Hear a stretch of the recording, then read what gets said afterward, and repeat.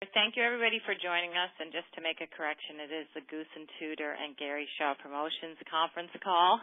I'm glad to be hosting it because this is an awesome fight.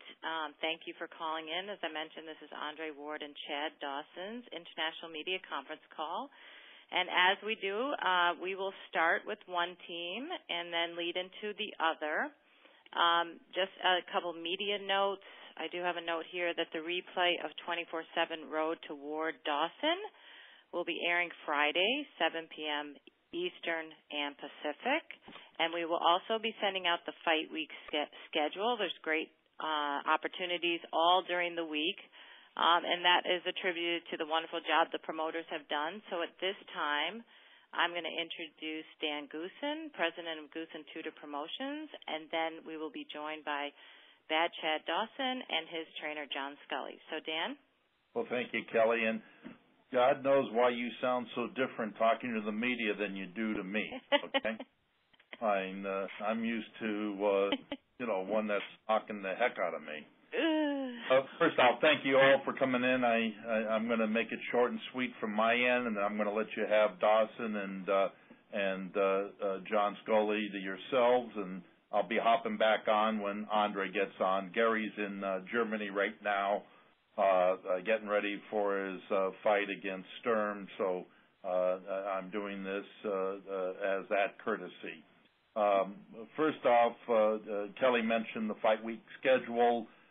Tuesday we're going to have the final open workout with Andre and Dawson. That'll be followed by Tuesday arrivals of DeMarco and Molina, but they'll be available to press all day on Wednesday. So anyone that needs any interviews with Antonio DeMarco and John Molina Jr., please contact Kelly. That in itself is going to be a great fight and a great way to open up the HBO telecast.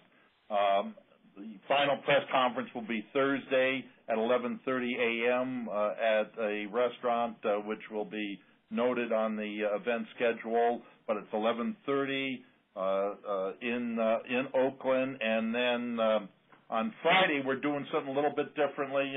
HBO came out there and did their HBO 24/7 Road to Ward Dawson, and they really gave it the full treatment as if it was a pay-per-view event, and we're appreciative of that because I think it was important that both Ward and Dawson got a chance to, say something about themselves other than what they do inside the ring. They certainly deserved it. We thought it was great. But what we're doing is a fan fest on Friday that will be held at the Oakland City Center. We've got sponsors involved in this, including 95.7 The Game, the local radio station in the Bay Area, one of the hottest ones coming out right now. They're going to have a radio remote there. One of their sister stations, KBLX, will be also hosting the event live at the City Center, along with Corona, who will have a beer garden for all you guys that need a cold one. We're going to have a beer garden there. We've got Everlast out there with their booth, City of Oakland, Oracle Arena, ourselves. It's going to be a real festive celebration event within event to get ready for the main event on Saturday night. HBO will have a booth also, and all of this will lead into the live weigh-in, which will be at the same place starting at 2:30, and where we'll have Molina, DeMarco, and Ward and Dawson weighing in at City Center. We expect 3,000 to 4,000, 5,000 fans to attend this fan fest.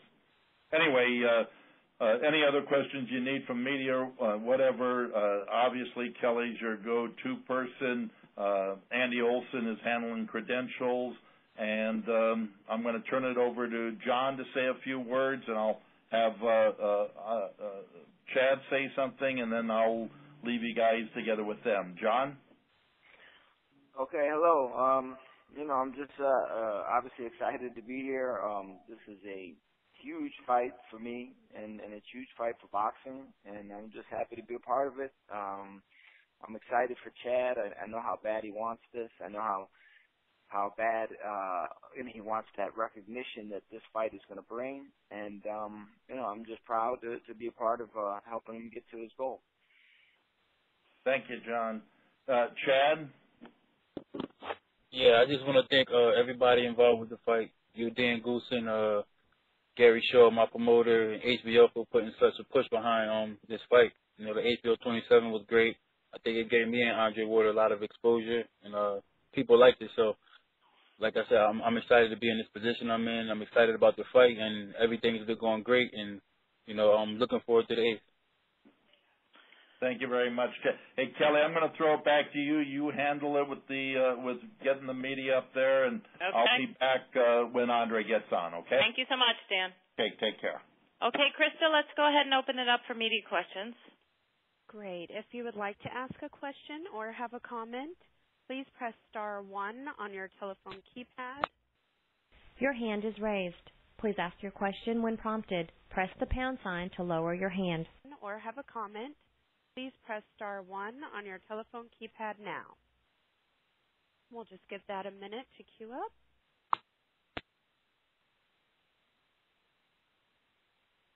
All right, and our first question is from Robert Morales from the Los Angeles Daily News. Hey, Chad, how are you, man? I'm doing good. Yourself? Good, thanks. Chad, I was just curious. You've already been light heavyweight champion, obviously, so you've already tasted that, world championship stuff. But how much would a victory over Andre Ward mean to you, or rank in your career, especially since you're having to come down in weight to get it, which we all know is very difficult in this game? The weight problem was not difficult at all. My weight is good. I'm ready to hit the scale at 168 pounds. A victory over Andre Ward would mean a lot for my career. We're talking about somebody who's very, very high on the pound for pound list, and somebody who has a lot of recognition. He won a gold medal in the Olympics, and it doesn't. When you look at his resume, it doesn't really get any bigger than that. Especially winning the gold medal for the United States. So I'm looking forward to the fight and going out there, and proving everybody wrong. People are so wrapped up about the fact that I'm moving down to 168 pounds when it's only a 7-pound, weight difference. But I'll make the weight comfortably, and I'll be ready to fight on the 8th. All right, man. Thanks. I appreciate it. Good luck. Yeah, thank you. All right, our next question is from Dan Raphael from ESPN. Hey, Chad, how are you today? I'm doing good. How you doing, Dan? I'm good. Chad, listen, my question for you, a little bit what Robert was saying about the 168. They make myself, a lot of people make a big deal about you coming down and wait for this fight. First of all, you said it's been going okay for you. My question for you, though, is whatever happens in this fight, let's say you win the super middleweight world championship. Now you're super middleweight champ. You're still light heavyweight champion.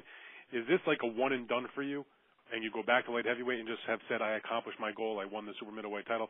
Or do you think you could continue to make 168 if the right fight presented itself in this weight class? I definitely think I can continue to make 168. I'm like you said, I kind of got the best of both worlds. If I go down, if everything works according to plan and I win the title, and I'm looking for big fights at either weight class. I think 168 is a lot more loaded than the light heavyweight division is. And I also do think that those guys at 168, including Andre Ward, will be coming up to light heavyweight real soon. So, like I said, I'm in a great position. I could go back to light heavyweight and wait for those guys, or I could stay at 168 pounds and contend against the Kesslers and the Roches and those guys. So, I think it's a great position to be in. How much of a difference has it been for you then in this training camp? And maybe John could address this also, for you to drop that extra 7 pounds compared to what you would normally do to make 175 in a normal training camp to defend a light heavyweight title or to fight, in a light heavyweight fight. Has it been much different, or is it just, diet a little bit more, run a little bit more? What's been the biggest difference? And you made 168 for so many years anyway. Yeah, this diet, a lot of people don't understand, I come into training camp at 178, 180 pounds. I came into this camp, I got in, I was 180 pounds. So it was like I told everybody before, it's not hard for me to make the weight. A little extra, I put another extra mile on my runs. I'm dieting, and that's something that I haven't done in years, and that's diet. When I was fighting at light heavyweight, I was able to eat what I wanted, and still go into the weigh-in and make the weight. So this camp, it was great. It just made me a little meaner, the fact that I can't eat what I want and I have to diet. So, I'll be ready for the weigh-in. I'll jump on the scale at 167, probably 168 pounds. And I prove everybody wrong. The people who think that I'm not going to be able to make the weight, that I'll be drained and dehydrated, that's not the case at all. Hey, John, could you address that from your point of view as the trainer? Has there been any difference in his energy level, or do you notice any particular problems or things when it comes to him trying to make this weight? No, like you say, and I didn't even actually know this, cause Axel takes care of all his, his cooking and food and everything. So in the other training camps, I didn't monitor the food at all. So I kind of assumed that, he was just, dieting and eating, the proper foods. And then, for this fight, I said, hey, you sure we're going to make 68? And he said, listen, all he's got to do is start eating good. And I didn't realize that before when we fought Hopkins. I mean, he beat out Hopkins on a diet that, I wouldn't have chosen, you know what I mean? So now with eating the proper food and, after discussing it with Axel, it appears that it's not going to be a problem at all. And I think, I've read a lot of blogs and people are really, focused on this weight thing, but I think it's misguided direction of energy because, it just doesn't seem to be an issue. I think it's just an unusual thing that you see a prime champion like Chad to drop weight to make a fight where normally it's the other champion. It would be Ward to move up. And maybe, Chad, you could just address this also. Some people say Ward insisted on 168. Others say, catch weight, no problem. There's been back and forth. But what in your side of the story as to how it came to be that you're making 168 as opposed to either defending your title at 175 or defending your title at some weight above 168? I mean, what the thing is, it doesn't really matter what the agreement was. When I announced that I wanted to fight Andre Ward on HBO, I said 168, we could do a catch weight or we could do 135. That's what I said, and they said 168. So, I mean, I'm not the type of person who's going to go back and forth. I told my promoter, Gary Shaw, make the fight, I'll do 168 and I'll go to Oakland. So I gave him every advantage, and I think that credits my abilities and what I know I'm capable of and what I know I can do in the ring. I don't care that the fight's in Oakland. I don't care that it's 168 pounds because I know I'll be comfortable and everything is going to go my way. Okay. Thanks a lot, guys. I will see you in Oakland. I look forward to this one. All right, thank you. All right. Our next question is coming from Alexis Terrazas from San Francisco Examiner. Hey, Chad. How you doing today?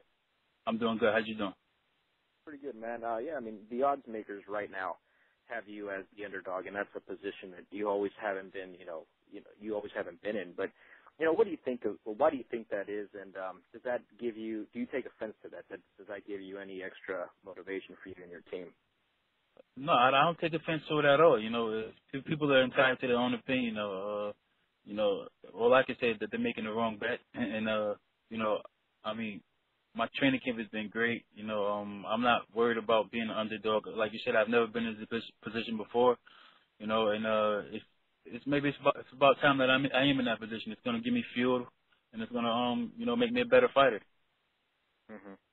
Yeah, and your last two bouts were against a guy in Hopkins that really difficult style, effective for him, but not necessarily crowd pleasing. Andre kind of has that type of style, effective, difficult, not really crowd pleasing. How will that experience from those two fights, how will that help you, on September 8th? When I fought Bernard the second time, like you said, he's so tricky and so crafty in the ring. He's very smart when it comes to that. And I was just, I did what I had to do to win the fight, but at the end of the fight, I knew I could have done more. So, the fact that I've been in the ring with Bernard for 14 rounds, I think it says a lot about me and how I can deal with different styles. I fought everybody from Tarver to Glenn Johnson, Bernard, Thomas Adamak, and those are all three different styles. So when they say that, Andre Ward can adapt to any style, I'm the same way. I can adapt to any style, and I can figure out how to beat any style. I'm a very intelligent fighter when I'm in the ring, and come the 8th, everybody's going to see that, and they're going to realize that I am a better fighter than Andre Ward. And last question here, we all saw the 24/7, Chad, and you're a quiet guy. You like to do your talking inside the ring. But how is this training camp leading up to this fight different? I mean, are you used to these cameras being all around your family and in the in the gym, is that any different, or are you just kind of taking it in stride, maybe pretending they're not even there? How's that going for you?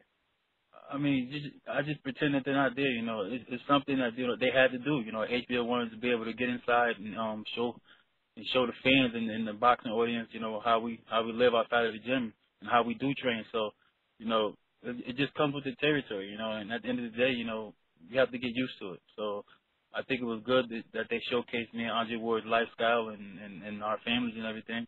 And it was a great look, people loved it. So I mean it was great. There was no problem at all. You look like you got a pretty good fastball there pitching to your son. But anyways, thank you. Good luck on good luck on the East, man. To you and your team, John Scully and all that. Thank you. All right, our next question from Jason Gonzalez from MaxBoxing.com. Hello, hi. What's up, Chad? What's up, John? How you guys doing? Hey, buddy. Doing good. Cool. Chad, I already got John's take on this matter. I want to get yours. Considering you you have a victory over Bernard Hopkins in the boxing calendar year of 2012, would a victory over Andre Ward make you the fighter of the year? I don't know. I don't worry about those things.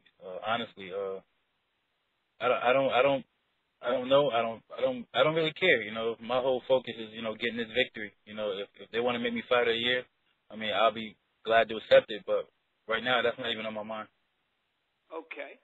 Now the second question.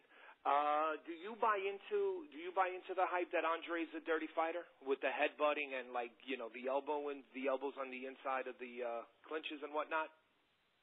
No, because I've never been in the ring with him, so I don't know. I can't buy into something that I never experienced.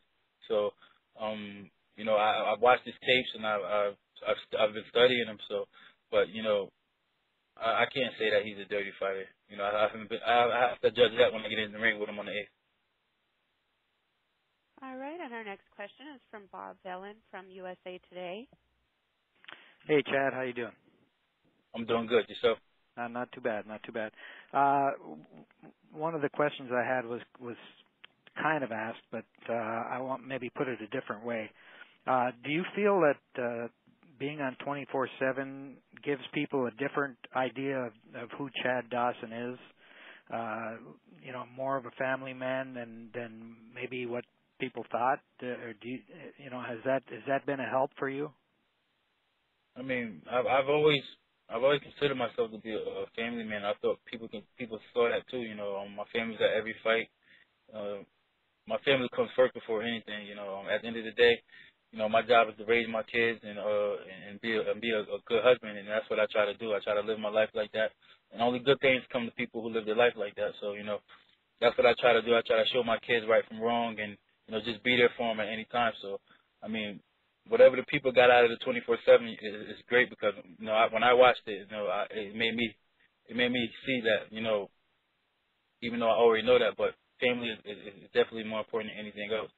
So I mean, I love my family, I love my wife, I love my kids. So I mean, that's just how I am. It's just me. You both have styles of not necessarily wanting to go toe to toe with somebody, but avoiding punches. Do you see any way that this fight could turn into a slugfest, a toe to toe battle? I mean, you got to look at the fact that you got two young guys with a lot on the table and a lot to lose and a lot to gain. So, I mean, I think that this fight is going to eventually turn into that. As the rounds go on, you're gonna have two guys pushing and two guys that are determined. So I definitely think that the fight can turn into that type of fight, the fight that people want to see. Do you feel that Andre has the power to hurt you if he connects? I don't know because anything can happen in boxing. I mean, I seen the guys with the least punching power hurt guys. So, I mean, I'm not even thinking about that. My whole thing is just going in there and winning this fight and doing it in a great fashion and giving the crowd a great fight. All right. Thanks, Chad. Good luck. Thank you. All right, and our next question is coming from Lem Satterfield from TheRing.com. Hey, how you doing, Chad? I'm doing good. How you doing? I'm blessed. I'm doing well. And John, are you there? Yes, sir. John, you and I discussed this a while ago, and Chad just kind of mentioned it with Bob, that, you know, there is a lot on the line for these guys, and for the first time in a while, you have two guys who are considered the best in their division, and they've already, not just based on their talent, but their pedigree and who they've beaten along the way. So given that, would it matter to you? I mean, how much does it matter to Chad and to you to have that, potentially that Sugar Ray Leonard, Thomas Hearns type of battle, or would it still be an acceptable achievement to have sort of like a Roy Jones, Bernard Hopkins, the first fight that they had, which wasn't necessarily a dog fight, but you recognize the skill and ability of the fighters? I mean, for me, the as a trainer especially, the whole thing is winning. Above all else, above the crowd, above the legacy, above everything, winning is the most important thing, and that's how we have to approach the fight. I do think that Chad has the ability and the potential to open up more and be more exciting, and I think I honestly have the feeling that Andre is going to bring that out of him, and a lot of people. And I'm surprised at this after seeing Chad in the first Glenn Johnson fight, the way he responded like a warrior. I think a lot of people think that that's like a weakness with him. Like, I think they think, oh, because I've read where people have said, oh, man, Andre's going to get inside and he's going to do this and that. And I actually think, and he can tell you better, but I think Chad wants him to come like that. I think Chad welcomes him making it a good fight. I think the better the fight is, the more Chad is going to like it, because it's going to draw out all the things that he has in him. Because the fact of the matter is, and I know this from knowing Chad since he was a kid, I mean, there is so much talent and power and explosiveness that the fact is he's never shown, he hasn't had to show, because he's won the majority of his fights so easily. So I think it could very well turn into the fight people want to see. And I think, contrary to the belief of some people, I think it's going to favor Chad if it turns into that kind of fight. Chad, do you have any reaction to what I just said? No, I mean, I'm just looking for a great fight. I mean, I know that Andre Ward's a great fighter, and like Scully said, this is the fight I wanted because I know what type of fighters it takes to bring the best out of me. Andre Ward is that pedigree of a fighter. You know, he can bring that out of me. And I'm pretty sure that he knows that I got the same thing in me to bring the best out of him. So that's why I say everybody that's down in the fight saying that it's going to be a boring fight, you can't say that, because, you got two guys that are on top of the game, two guys in their prime, and you got two guys that are the best in their divisions, and we're really fighting for something. It's not like we're fighting for nothing. We're fighting for something. And what we're fighting for is something big. So, like I said, I do believe that this is going to be a very exciting fight. Hey, one more last question for you. One of the fights that I look at in your career, some people don't give you as much credit for beating the Tarvers and the Johnsons because they were older fighters, and even Bernard. But, the Adamek fight was at a time where, both of you guys, were undefeated. I think you went down once, he went down, and he hadn't lost until he lost to Klitschko since then. How much of that fight do you look at as making you the fighter that you are now, and do you think you deserve more credit for that win than maybe you have gotten? I think I've got the credit for that fight. I think people know what I can do. They just haven't seen it. But when they see that Chad Dawson again, which is going to be on the 8th, I think that people will start giving me my credit. What is that Chad Dawson? Can you go back to that fight and kind of put you went down in that fight and you had to come back. What questions do you feel you answered then that you will bring back on September 8th? Can you talk a little bit about it? I mean, that I'm a warrior, that, I've been in the ring, over 33 times, I've been hit, I've been hurt, I've been down, and I've gotten back up. So, and that's gonna always be my style of fighting. So, whenever I get hurt, the first thing that pops in my head is to come back. I come back meaner and I come back tougher. So, that's just me, and that's the fighter I'm gonna try to continue to be. Chad, thank you so much, and good luck on September break. Thank you. All right, and our next question is coming from Richard Diozio from the Fresno Examiner. Hi, good afternoon. Thanks for taking my call. Initially, this question can be geared toward John and how you're preparing Chad for this fight. Obviously, we talked about the weight cutting, and two of you don't think that's going to be an issue. Now, taking a look at what it's going to be like in the ring, how do you think the fight's going to play out initially, right from, let's say, rounds 1 through 4? Is that going to be a feeling out process of determining what kind of fight Andre Ward's going to bring to the table, or do you think Chad's going to be able to impose his will early, whatever your strategy is going to be, and if you can shed some light into the strategy?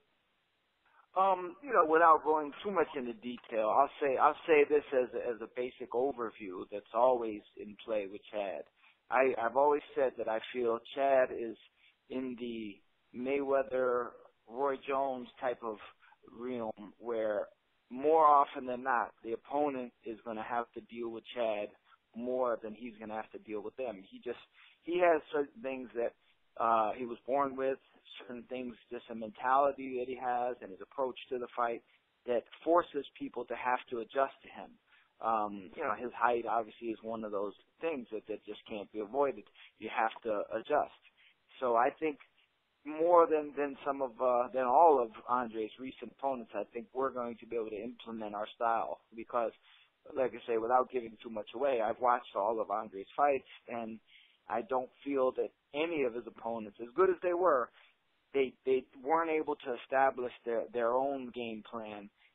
They had to adjust to Andre, and I felt that some of that was because of their physical limitations that Chad obviously doesn't have. So I think, put it this way, I think going into this fight, Andre, when they went looking for sparring partners, they probably had a tough time finding someone that could bring to the table what Chad is going to bring to the table. Yeah, and Chad, just to follow up on that, I mean, how do you think you're going to come out and answer the opening bell for that fight on September 8th? Oh, just going out, and bringing energy. Just bring energy. I just want to be more active and just bring a lot of energy to the fight, and oppose my will. Very good. Thank you, guys. We'll see you then.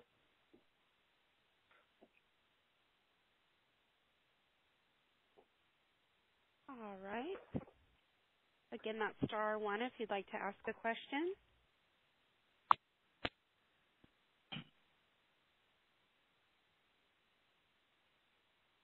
Okay. Let's see. Our next question is coming from Robert Huff from FightNews.com. Hello? Yeah. Hi, a couple of questions for Chad Dawson. I've done a good bit of work with Andre Ward over the years, interviewing him and Virgil Hunter, and Virgil's made what might be a subtle point in that, as people have noted, Mr. Ward can fight in a variety of styles, which poses perhaps challenges in the ring, but also, from Hunter's perspective, challenges in preparing, because it's, to his eyes, difficult to get, the good sparring partners who can replicate what he can do. Can you talk some about how you're preparing for that? If it's a matter of sparring both with guys who've got that big, strong inside game and can do more of the sharpshooting style, or doing some of each, or what's your approach in sparring on that front? Well, first of all, we've had great sparring. I think the sparring that we had is better than what a lot better than what we expected.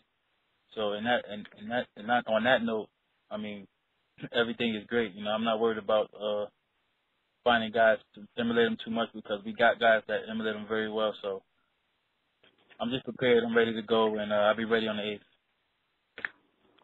And a quick follow-up. I talked to you briefly in Sacramento, California in 2007. Gary Shaw was nice enough to bring you over to press row, and you were super gracious. And Gary said, Chad doesn't travel with a posse; he travels with his family. And you talked on 24/7 some that by the time Pascal fight came around, there were 30 people around you and your entourage, and they all disappeared after that fight didn't go your way. Can you talk some about how things got from that point in sort of 07 when it was you and your family to you and 30 people around you? Yeah, but when I said that, I wasn't talking about like at the fight, me walking around with 30 people. I mean, like after the fight when I got back home to New Haven. I mean, I didn't travel with those guys. I mean, when I came home, I was embraced by 30 guys that I hung around with, that I would go out with. We would always be together. So, I mean, and to touch on that, I mean, I think every fighter goes through that type of situation.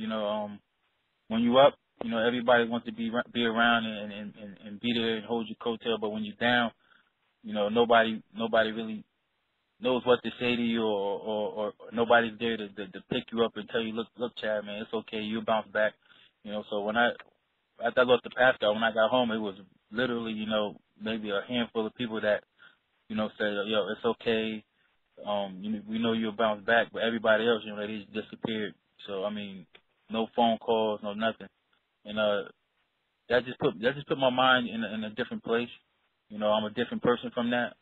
I learned who my real friends are, who my real friends aren't. So I mean, like I said, I think every fighter or anybody who's ever, been at the level I was at, I mean, has been through that. So I mean, from the Michael Jordans to the Kobe Bryant, LeBron James, I'm pretty sure they all experienced it. Are you a Celtics fan? No, Miami Heat fan. Well, Ward likes the Lakers, so you might have something to talk about. Yeah. But what I got from what you said in the 24/7, it seems like between fights you have sort of gotten away from having 25, 30 people around. Is that correct? Yeah, I've definitely gotten away from that. If you see me after the fights now, I'm in the house with my family, bringing my kids to school every morning, picking them up, making sure that my kids and my wife are straight. That's my whole thing. That's how I live my life now. All right, and our next question is coming from Colin Seymour from theexaminer.com. Hi, this is Colin Seymour. I'm glad to meet you, Chad. I'm in California. When you were out here in California, you were treated a little bit inhospitably. It seemed to me that Virgil Hunter was really trying to get under your skin, and he's very good at that. Did he succeed in any way? He fell with a big F. Yeah, he got an F for that.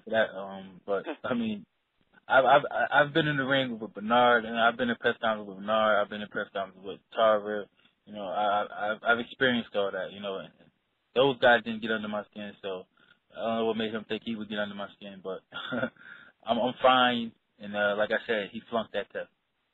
It's got to be tough coming out to Andre Ward's hometown, and he's got thousands of people flocking around him.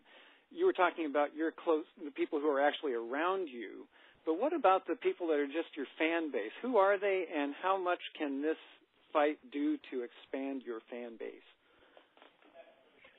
I mean, it could do a lot. I don't know what type of a crowd I'll have out there in Oakland, but I wouldn't care if I had one fan in the audience. As long as my family and my closest friends are there, it doesn't matter to me. So I mean, everything is great. We're looking forward to seeing you out here next week. Good luck. All right. Okay, that was Chad's last question. So we are going to thank the champion, the WBC and Ring Magazine Light Heavyweight World Champion, for joining us, along with his trainer, John. Please ask your question now. Mute on. Thank you. Looking forward to a great fight. And Dan Goosen has returned to the line, and I'm going to turn it over to him while we await. I believe that Andre and Virgil might have joined us already. We're just waiting confirmation. Okay, he's on, and so is Virgil. So, Dan, can you take it from here? Thanks, Chad and John. Appreciate it. Thanks, Chad and John. Talk to you later. We've got Virgil and Andre on? Yes. Okay. Yeah, I'm here. Okay, great. Andre, it's great to have you out here. Virg, we won't keep you guys long. Let's open it up with Virgil to say a few words, and we'll have you say something, Andre, and then we'll get to the Q&A. Virg, how's everything going in training? Everything's going great, Dan. The camp is going well. We've winded down the last week. Very pleased with where we're at and what we need to do. We're very in sync on what we need to do and very in tune on what's lying ahead. So in that respect, I couldn't be more happy. Glad the fight is getting close. All the heavy work is pretty much out of the way, and we're just looking forward to a big evening in Oakland, California. And you mentioned a big evening in Oakland, California. I mean, it's amazing out there, and I kind of touched on it at the beginning with the press at the beginning of this call. And we've got tremendous sponsors out there. We've got 95.7 The Game. That's one of the hottest sports talks shows out there in the Bay Area right now that are a sponsor, along with the City of Oakland, Oakland Tribune. We've got Azad Watches. We've got Corona. I mean, just a lot of support out there, Everlast, and I think it just shows the importance and the bigness of this fight and how the city of Oakland and the Bay Area in itself are embracing it and looking at this as their Super Bowl. Andre, why don't you say a few words on how training's going, everything else, and then we'll throw it to the media. Not really much to say. Obviously, we've been having our head down. We've been working. Lost track of how long camp has been going on and how much time we got left. I'm just focused on putting in the work every single day. Like Verge said, everything is going according to schedule. And the other side, they've been doing a lot of talking, and that's fine. We've been quiet. We've just been working, and we just, as always, we want to talk the loudest come fight night, September 8th. All right, thanks, Andre. Hey, Kelly, why don't you open it up to the media, and let's get some questions going. Okay, operator, go ahead and open it up, and we will take questions for Andre and Virgil at this time. All right, if you would like to ask. Your hand is raised. Please ask your question when prompted. Press the pound sign to lower your hand. This will place your question in the order it was received. Again, if you would like to ask a question or have a comment, please press star 1 on your telephone keypad now. We'll just wait for that to queue up. All right. Our first question is coming from Lem Satterfield from thering.com. Hey, how you guys doing? You there? Yeah, great, Lem. Good. Hey, Andre, I asked this of Chad also. What and also Virgil.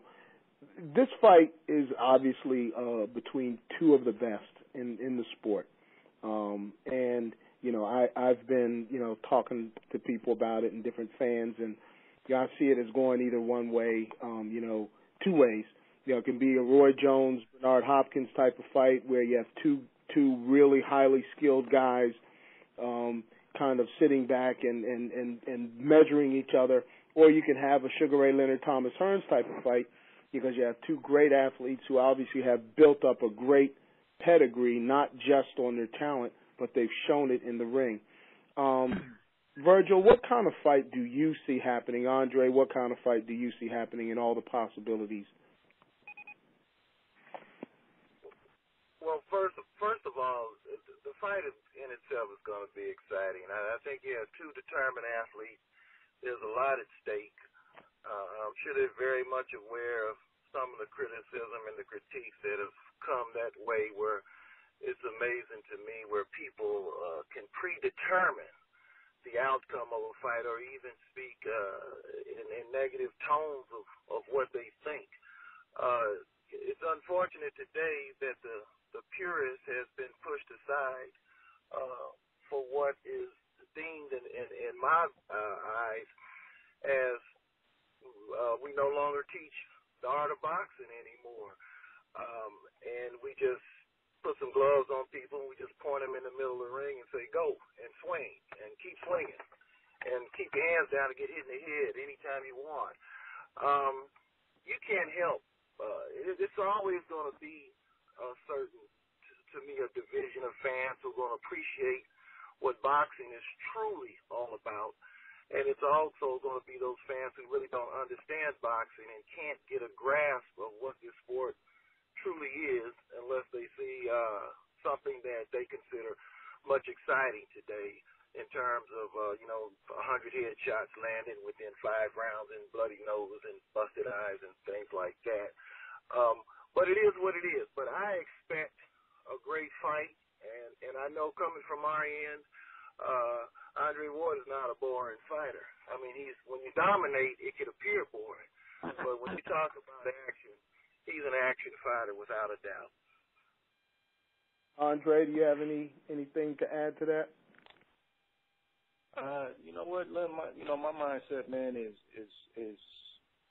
I'm on a one-track mission, and that's to get my hand raised. And I think if you really watch my fights, I do a little bit of everything in my fights. I think the knock is that, like Verge said, if you don't take a certain amount of punishment, then, people who are really not, I don't want to say ignorant of the sport, but people who like a certain type of fight, if you don't take a lot of punishment or it doesn't seem like you're getting hit that often, you're reluctant or you get tagged as being born. Well, the guys that make it in the sport, the greats, the guys that can still walk and talk when their careers are over and still live their lives, like Sugar Ray Leonard and guys like Floyd Mayweather, Bernard Hopkins. Yeah, those guys, obviously they took shots there in the sport of boxing. Those guys are masters, and I've always been trained to be a master, and that's what I'm going to continue trained to become, is a master of the sport where, even though no fight is easy, where, you make it look a certain way. So I'm really oblivious to what people are saying, how they feel about the fight. I think it's a great matchup. I think the matchup and the credentials speak for themselves, but I'm locked in on getting my hand raised. I'll bring in, you brought something up that's interesting, is the fact that even though there's been fights like the Froch fight and the Kessler fight where observers thought it was going to be potentially some of that blood and guts, and when you came into the Super 6, people thought maybe you were going to be exposed as someone who couldn't take this or that. What is it about your ability, Virgil, both of you, that has allowed you to neutralize other fighters and kind of mute their attack as opposed to what people thought they were going to see? Well, it's tough to say. I mean, at the end of the day, we put in our work, we study, we do all the things we're supposed to do, and then from there, it's just, the desire to win and the desire to come out on top. And, like I said before, none of those fights were easy, but we found a way to get it done, and I think, that's the mark of a potentially great fighter. Virgil? Just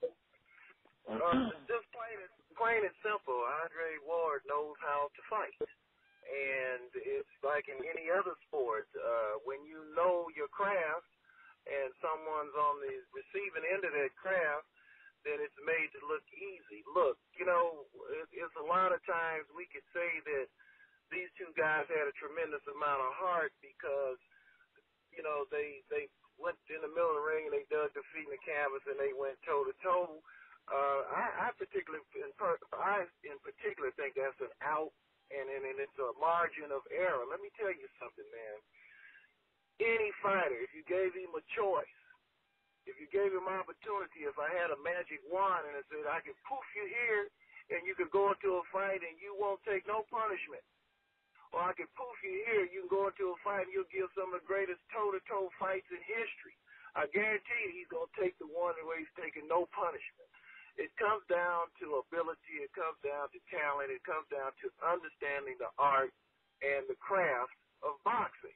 So when you see two guys going toe-to-toe, 9 times out of 10, if you look at all their fights, these fights suggest this because there's a limitations somewhere. They were learned, they were taught how to fight in such a way that they missed a lot of things that the game offers in terms of developing craft. So I can't be fooled. Every single person who looks for this fight, if they had a son that chose boxing and they had an opportunity to have a coach that would teach their son how to hit, not to get hit, they're going to take that coach before they take one and say, well, I'll take your son and he'll give just as much as he takes. They're going to take that coach who says, I can have your son hit and not get hit. So to me, that's excitement in boxing, mastering that craft. So, again, I say it's limitations on the other fighter. Even when you look at Sugar Ray Leonard and Thomas Hearns, you saw strategy in that fight. Now, when they got older and they lost some of their physical ability and attributes, and the second fight was a little bit more action-packed. They lesser athletic ability, they were a little older. But that first fight, that was a very strategic fight. It was not what you would call a slam-bam, drag you to the mud type fight. Thank you, guys. Look forward to September 8th. Thanks, Lem. All right. Thank you, Lem.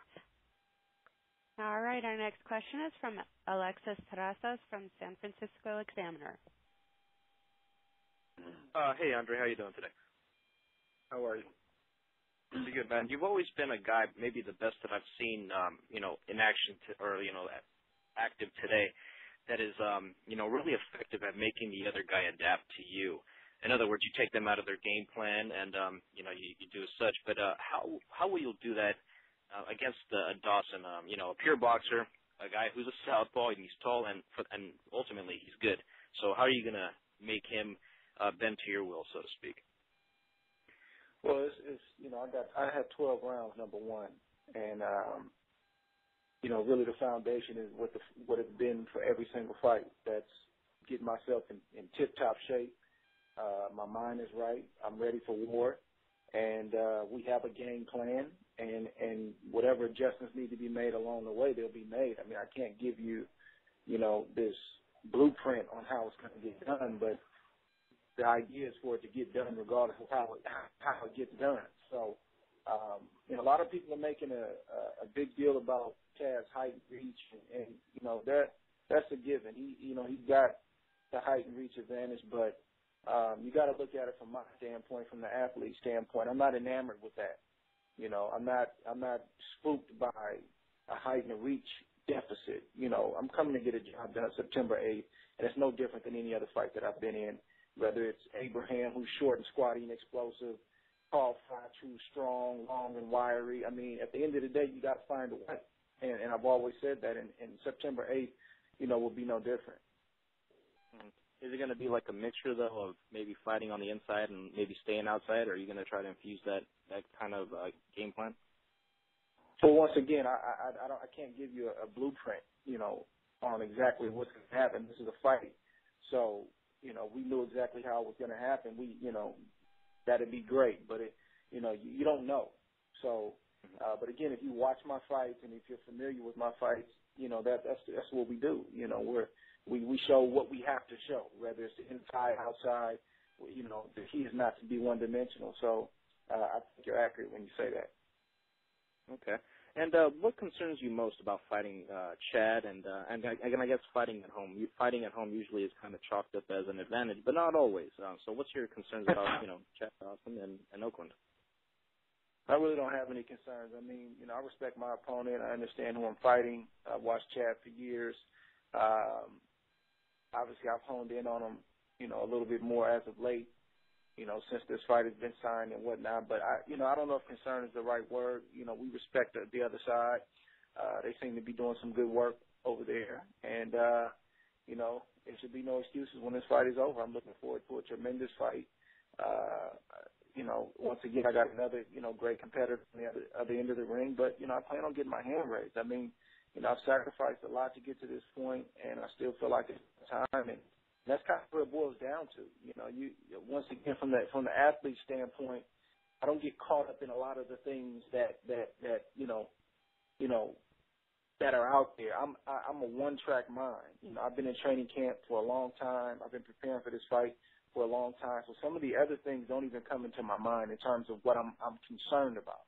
As far as fighting at home, It's just like any other event. Obviously, it's it's different in terms of it being the home base, but I'm just looking forward to giving the fans a great show. My zone is going to be as if me and Chad Dawson are the only two people in that arena. That's how I approach these fights. And then when it's all said and done, I can show the fans my appreciation for coming out. Right, and I'll let you go with this one, Andre. We all call it 24/7. This is the highest publicized fight of your career. How are you dealing with these cameras, man? And is it just any other fight, or is it maybe a little different getting used to those? Well, I'll be honest. I mean, I think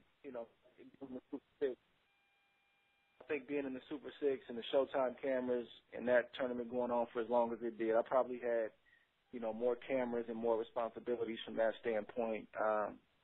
We've been here before in terms of having the cameras. We still got to stay focused, get our work in. It's just being documented. And they were in and out. I think the show turned out to be great. And God willing, I look forward to being back on 24/7 real soon. Excellent. You an A's fan? I am, yeah. I'm kind of a Bay Area fan, so I kind of represent both sides of the bridge. Excellent. Well, you got best of luck on September 8th, Andre, and good luck with everything. Thank you, buddy. All right, our next question is coming from Dan Raphael from ESPN. Hello, Andre and Virgil. How are you guys today? How you doing, Dan? Good. Andre, first off, one of the reasons I guess that you haven't fought since you won the Super 6 at the end of last year, part of the reason anyway, was because you had that hand injury that you had before the Froch fight. You gutted out the Froch fight, got the win, let the hand get better. I'm curious, how is the left hand? My hand is fine. I've had zero hand problems, period, in this camp. Excuse me. In previous camps, I wrapped my own hands and did a pretty good job, but I've taken the time to have someone, Robert Garcia, wrap my hands every day, and it's had a tremendous effect on my hands in terms of not having any injuries. But that specific injury is fine. I've had no problems. Robert Garcia, you talking about Robert Garcia who trains Donaire and some other top guys? No. Different guy, right? Robert Garcia here in the Bay Area. Yeah. Okay, I'm gonna make sure I didn't get too confused there. Virgil, is he telling the truth? Have you noticed any problems? No, there's absolutely no problems with the hand at all. It's strong. We did the proper things to rehabilitate it, the proper rehabilitation exercises. The hand has presented no problem at all. Okay, that's good to hear. Also, Andre, I was wondering when we were talking with Chad a little while ago, he talked about the fact that he's coming down to 168 to fight you for your championship. Address the questions about, the ease or difficulties in which he might have of making that weight, said there was no problem. And, he basically said, I asked him, is this a one and done, come to 68, see what you can do, and then, whatever the outcome, go back and continue to defend the light heavyweight title. I wonder from your point of view, this fight has taken place in your weight division, 168, where you're the champion.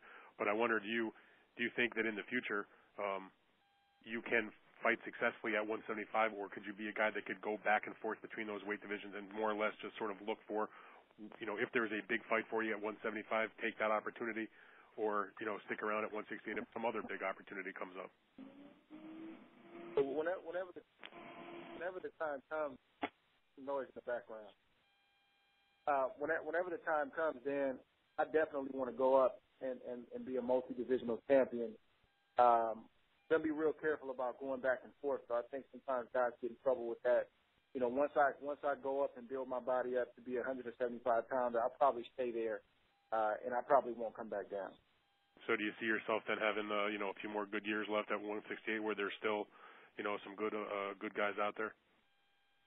It's hard to say how long it is. I mean, when I came into the professional ranks and slowly made my way down to 160, it was kind of an abrupt decision. Virgil and I were on the same pages after, I forgot what fight it was, and we were both on the same page, and we hadn't even talked. We just got on the phone one day and said, man, it's time to go up. So I think sometimes that's how it happens. I don't know, how many more fights, how many more years I have at 68, but, I probably think going up in weight, I don't want to say it's going to come sooner than later, but I think it's around the corner. Dan Goosen, are you on the phone? I'm here. Could you address that from your point of view as the promoter of about where you think you can have great success with Andre? Like he just mentioned, maybe staying at 168 for a while longer, maybe going at some point to 75, not wanting to go back and forth between the weight classes?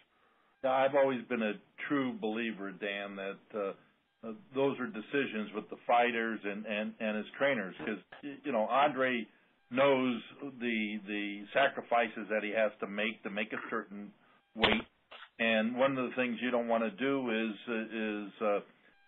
give them any anchors around their neck to say you gotta weigh at 168 because that's the better division. For his health, for his safety, for his pure ability to bring out the best in himself physically, it's wherever his weight lies. So those are decisions I leave in the hands of Andre and Virgil. They're the pros at that. Thank you. Andre, one other question for you. I'm wondering, when you were presented with this fight as a possibility, and the discussion then became, okay, well, what weight class are we going to do this in? Because you're the champion at your weight division, he's the champion in his weight division. Some guys would have opted for a catch weight. Maybe it's more common for the smaller guy to go up and challenge the bigger guy. It is a little more unusual for the bigger guy to come down a weight class. How was it that you wound up getting the fight in the weight class that you wanted it? Even though he said, as he talked about earlier, that when he was on the HBO interview after one of his fights, he did say that he would go to 168. But there's a difference between saying it to a camera and actually signing a contract. I think first and foremost, he shouldn't have said it. I mean, that's the negotiating 101. He negotiated against himself when he said that, first of all. Second of all, I personally never once demanded a weight. Now, you have to understand that, the promoters, they talk, and I'm sure Dan and Gary, had initial discussions probably before, I don't know, but probably before the Bernard Hopkins. So I'm not privy to every conversation. Dan brings back what he needs to bring back, but in terms of me demanding 170, that never happened. As far as I'm concerned, when I sat on my couch and I heard him say what he said, the fight was signed, sealed, and delivered at that weight. And it was never brought to me in terms of what weight do you want it to be at. It was a foregone conclusion. So for him to say that on national television and then double back and say, oh, we wanted 170, that's the contradiction of what he said in the post-fight interview. Why would you say that and then try to go back and get a catch weight? It doesn't work like that. This is business. Okay, Andre, so your point of view is that if this fight was going to be for your title, it was 168 maximum. If it was going to be for his title, it would have been a 175 maximum. No in-between catch weight stuff. I didn't even get a chance to get that far. I wasn't ruling out a catch weight, and I didn't demand it to be at 68. I was presented something, and I accepted it, and that's as far as it went. Okay, so the only thing you ever were given from your promoter was 168. Absolutely. Okay, which means that your promoter did a good job negotiating your fight, I guess. Congratulations. So we're not going to apologize for that, no. Exactly. All right, I just wanted to clear that up. Thank you, Andre. Look forward to seeing you next week. Thanks, Virgil. Thank you. All right. And we'll move on to Colin Seymour from theexaminer.com. Examiner.com. Hi, Andre. Hi, Virgil. Andre, you were talking about your respect for Dawson. Last week you mentioned that you don't really think that the Dawson people have that much respect for you. Can you elaborate on that and what it is they're not reckoning with? Well, first of all, let me just clarify when I say I respect him. I mean, I'm realistic about what I'm coming up against. Sometimes guys, for whatever reason, it's almost like they refuse to see the strengths of their opponent and what their opponent does well. And that's one thing we do in this camp is we give guys credit where credit is due. If they do something well or they do a combination of things well, we have to acknowledge it because that's what we're facing. We're not going to tear a guy down or, anything like that. I mean, if anything, we'll give them more credit than they deserve just so we prepare, mentally and physically the right way. But, that what I alluded to in terms of his side and his team is, once you're around, the sport a long time, you can just be around a person for a short period of time and you can tell if a guy is, intimidated, if a guy is respectful, he's confident, and I just don't think that they're really giving us much credit. I think they're giving us some superficial praise because they have to, but when they turn on the tape or whatever, the DVD or whatever they're watching, nothing jumps out at them, and that's fine because this is not the first time that I've had that. Unfortunately, this one, I actually like it. I love for to not get the respect that I'm deserved prior to, because it just keeps you in the right frame of mind going into a fight, and you have that chip on your shoulder to prove otherwise. It will be fun to watch. I'm looking forward to seeing you next week. Thank you. Thank you. All right. Again, if you'd like to ask a question, Kelly, why don't we have one or two more questions? We have two more questions. Okay. All right. Operator, let's take the last two in the queue, and then we'll wrap it up. All right. Let's go ahead with Eddie Goldman from No Holds Barred. Thank you very much. Hello, everybody. Andre, in this fight, we have a champion versus champion fight, and, we know the accomplishments and the records of both of you. Can you tell us what you think your advantages are, why you think you're going to win this fight? I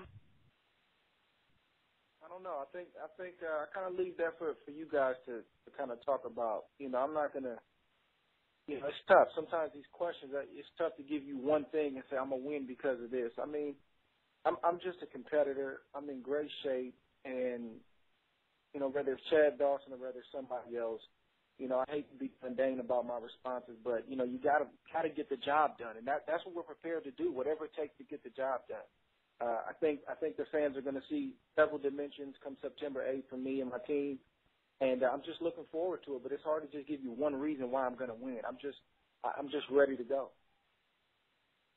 In the past, you've described yourself sort of as a chameleon who adapts his style to other fighters. Can you give us any hint what we can expect against Dawson? Who's going to have a height advantage and southpaw and all that. Well, I just think that where they've gauged me and where they have me in their minds, I just think it's going to be different. From the speed to the strength to the power. I mean, if you let them tell it, they got every advantage in the book, and that's just not a reality. He can have the height and the reach advantage. I'm not going to argue that, but when they say they're bigger, they're faster, they're stronger, I just think they're going to realize very quickly that's not the case.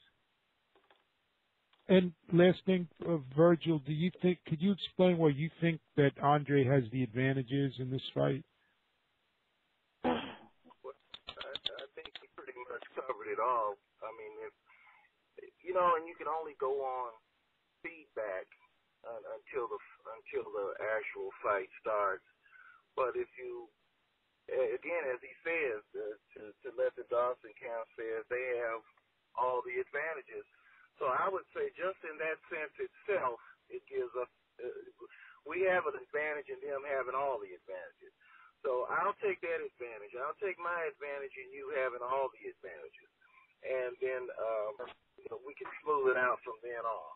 So, again, like you said, the height and the reach is a given, although the height is really in the length of his neck and not true height. It's the length of his neck. And, reach has never been a significant factor in boxing in my book and a lot of other books. It's distance and range. So, but he can have those. But I think if I had to say one advantage, it's our disadvantage. That's our advantage, being at a disadvantage in their eyes. And then I'll take that. Okay, thanks. Good luck to everybody in the fight. Thank you. All right, and our last question is coming from Robert Huff from FightNews.com. Good afternoon, and hello from Dubai in the United Arab Emirates. Looking around at BoxRec, Andre, I had seen that by my math, this is going to be the longest layoff of your pro career, and I've wondered if when you got into camp and perhaps subsequent to that you noticed anything different, being a little bit off the rhythm you had established in the years previous to that? Yeah, things were horrible, man. I was rusty. My sparring partners were working me every day, and I was on the verge of canceling this fight, man. I cannot be off this long ever again. Seriously? Oh, my. I mean, did you feel any rust or just a little bit different to get out of the rhythm you had established? No, I felt fine. Everything is good. I think if you really look at it, I think with the knee injury, this may have been the longest layoff by a month or something like that. But I've had 6, 7, 8 month layoffs. They're not ideal, but they happen for various reasons. And just like in the ring, when I say you got to find a way to get it done, I mean, I have a responsibility as a fighter to live the sport, to live it out every day. And just because I'm off, it doesn't mean that I have to let my body go. It doesn't mean that I abuse my body and that I'm not focused on boxing. I mean, I literally think about this sport every day, whether, I have a layoff or not. And I just think those little things of just always having your mind on the sport. Obviously, I'm not training at a training camp level, but I'm always sharpening my tools. I try to keep my body at a certain level in terms of fitness, and just having age on my side, I think is a big deal too. So we haven't noticed anything. There hasn't been any problems, and this layoff is a non-issue. If anything, it's done me some good because I train really, really hard, and that takes a toll on the body. But then you also have the Super 6 and the toll that took. And, coming off of that, I think it was a good thing. I think it was a good thing, even though it wasn't ideal. I think it was good that I was able to get that rest, both mentally and physically. Yeah, and we talked in Oakland after the Froch fight. Obviously, there was the hand, and you said you just sort of physically a little chewed up and worn down, and the mental side of it, and your fourth child coming along. Your oldest daughter on 24/7 was utterly hysterical, by the way. She's quite the young. I'm sorry? I say, yeah, she stole the show. Yeah, she's the star of that show, maybe. But you've always talked about how you have the laser focus on the fight that's right in front of you. But nonetheless, you've got this awareness of the fighters in or near your weight. After Froch, was Dawson pretty hard on your radar? Was it something that you and Virgil and Dan were talking about seriously? Did it come up as sort of a surprise? Is it an opportunity you left at? Can you talk some about that? Really neither. I mean, he wasn't on my radar in terms of, me gunning for him, and it didn't come as a surprise. And I say that because, anybody that's close or near to my weight class, there's a possibility we may get it on and we may fight someday. So Chad has always hovered around. He's always been at 75 or started 68 and went to 75. He's always made comments, and I recognize those comments about how easy it was to make 168. So, it was definitely inevitable one day that it was going to happen. But no, it was presented to me after the Super 6, after a couple months of rest, and, some people said, why Chad Dawson? And we felt like, why not? He's a great fighter. Let's get it on and let's, make the best man win. But by the way, he revealed that he's a Heat fan, so if you need any more animosity, there you go. So I'll wish you luck, and I'll follow it from afar. Thank you very much.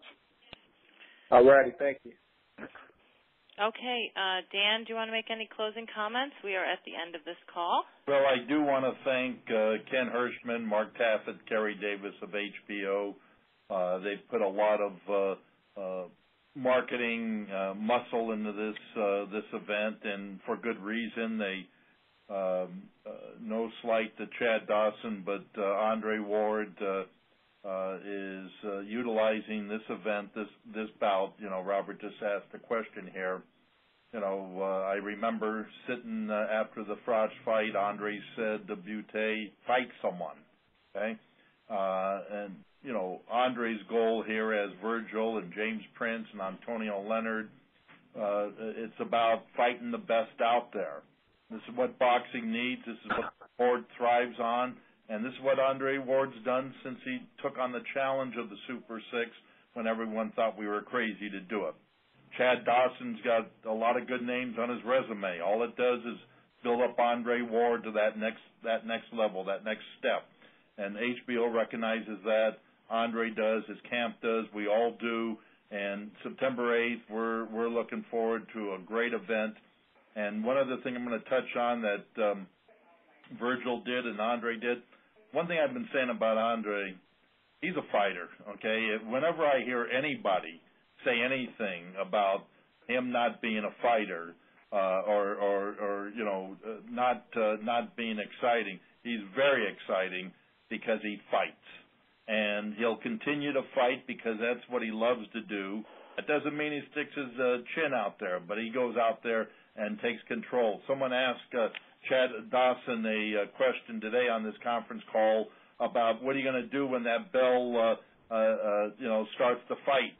And he had some, vanilla answer, didn't really say anything. Well, I'll tell you what Andre Ward will do, and if Andre, if I'm incorrect here, you tell me. But he does what he always does. Right when that bell rings, he'll be out there fighting, taking control of that fight. Anyway, I do want to thank everyone for getting on. It's been a great promotion, not only locally in the Bay Area, but also throughout the United States. Andre, great job. Virgil, thank you again. Any questions with credentials? Kelly's got it all. Just go through her. And, again, I thank you for getting on. Kelly? Yep. Thank you, Andre. Thank you, Virgil. Thanks, Dan. And, again, we will be sending out a plethora of information, some follow-up releases, and the Fight Week schedule all coming to your email box very soon. Thank you very much for joining us. Have a nice day. Well, thank you, Kelly. And use smaller words for us guys that aren't reporters, okay? I was trying to impress Andre. Oh, okay. All right, you guys. See you, Andre. Bye-bye.